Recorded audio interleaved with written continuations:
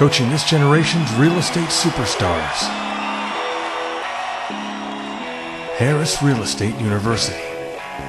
Before we get into buyers, because we are going to talk more extensively about buyers, I also wanted to just let you know some of the other things that we heard, because just as we were talking to you guys about being of service to your clients, we want to be of the best and utmost service to you today when we do these events. Buyers, of course, was the number one thing. We had lots of questions about prospecting. We're going to talk about that. You know, when things happen in the market, sometimes agents end up wanting to or being able to spend less money on marketing and things like that. So the natural progression is maybe I have to learn how to prospect for real. It doesn't cost me anything. You know, it makes me a little uncomfortable. But prospecting questions. Lots of questions about scripts. Scripts for the new market. You know, if I can't just say, you know, somebody asked me about my commission, if I can't just say no, any other questions, and still get a signature, what do I say? Okay, so scripts, we're going to talk about that. Of course, the quintessential question, and that's also been very well represented by our attendance of our short sale students. Lots of questions about short sales, okay? Lots of confusion about statistics and what's happening. Whose statistics do we believe? You know, you hear things on CNN and then you hear things locally. What do I use? How do I speak to my sellers using statistics? Lots of questions about how to maintain a strong mindset personally with a lot of drama surrounding you. So somebody tell me as we get ready for buyers. So write in your notes, get a piece of paper, how to work with buyers in today's market. And we're going to address everything that you guys said. Buyers are liars. There's no loyalty. And what am I, a taxi?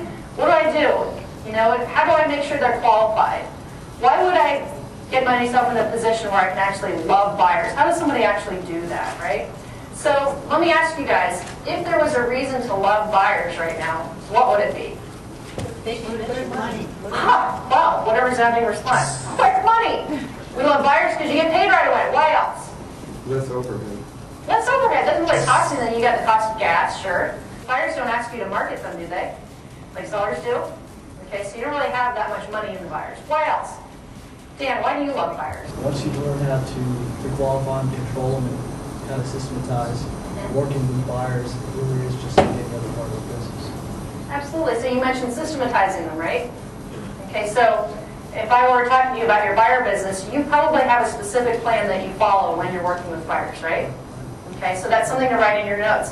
Systematize the process to eliminate the disloyalty factor, the unqualified factor. All the things that are negative in our mindsets can be systematized away. Yes, that means some buyers you won't end up working with. That's okay. Rather than driving around seeing 100 houses before you find out, right? Okay? So, do you guys have proven buyer scripts and presentations already that you're using?